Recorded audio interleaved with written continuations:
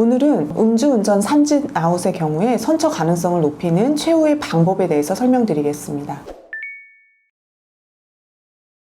네, 낮아 보입니다. 도로교통법 규정을 보면 음주운전을 한 사람의 혈중 알코올 농도가 0.03 이상 0.08 미만인 경우에 1년 이하의 징역이나 500만 원 이하의 벌금을 규정하고 있고, 음주운전을 하고 벌금 이상의 형을 선고받은 후에 그 형이 확정된 날로부터 10년 이내에 또다시 음주운전을 한 경우에는 0.03 이상 0.2 미만인 경우 1년 이상 5년 이하의 징역이나 500만 원 이상 2천만 원 이하의 벌금에 처한다고 규정하고 있습니다. 즉, 두 번째로 범하게 된다면 형의 범위가 상향되는 것입니다. 이와 관련해서 양형위원회에서도 혈중 알코올 농도 0.03 이상 0.08 미만을 범한 경우 3회 이상의 벌금형, 집행유예를 포함해서 이상의 동종 전과가 5년 이내에 있는 경우에는 징역형을 권고한다고 하고 있습니다.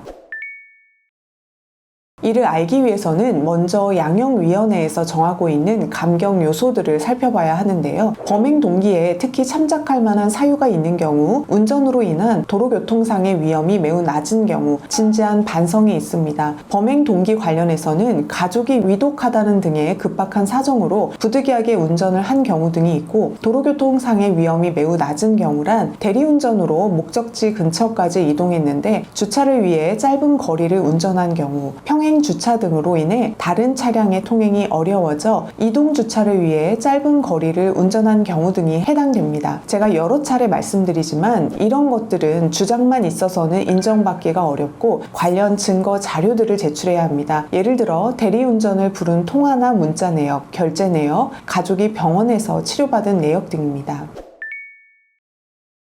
음주운전 외에 사고를 발생시켜서 피해자가 있다면 반드시 합의를 하셔야 합니다. 그리고 제가 여러 번 말씀드리지만 시간이 흐를수록 피해자들의 감정은 악화가 되기 때문에 합의가 당장 이루어지지 않더라도 진심 어린 사과는 사건 초기부터 바로 하셔야 합니다. 다만 직접적으로 반복해서 연락을 하게 되면 2차 피해를 가할 우려가 있고 정도에 따라서는 형량에 안 좋은 영향을 미칠 수도 있습니다. 따라서 피해자의 의사를 잘 파악하셔야 하고, 처음에는 경찰 단계의 담당 수사관을 통해 사죄드리고 합의하고 싶다고 전달하면서 연락처를 확인한 후에 조심스럽게 연락을 하셔야 하는데요. 직접 연락을 하거나 변호사를 선임해서 연락을 하시는 방법이 있습니다. 변호사를 선임해서 진행할 때의 좋은 점은 피해자들은 아무래도 감정이 좋지 않기 때문에 연락을 하면 나의 잘못을 비난하고 본인의 피해를 호소하는 말을 많이 하는데, 내 입장에서 다소 억울한 점이 느껴질 수 있고, 그래서 내 입장을 이야기하다 보면 언쟁이 생기고 합의가 안 되는 경우가 발생할 수 있는데, 이런 경우를 방지할 수 있다는 점입니다. 그리고 피해자 측에서 요구하는 합의금의 액수가 적정한지에 대해 담당 변호사와 상의해서 결정할 수 있습니다. 합의가 되지 않으면 민사소송을 진행해서 손해배상을 받아야 하는데, 민사소송으로 갔을 경우 손해배상 금액으로 얼마 정도가 선고될지 어느 정도 예상이 가능하고, 이를 기준으로 해서 피해자와 합의를 하는 게 적절하기 때문에 이 부분에 있어서도 도움을 받을 수 있습니다.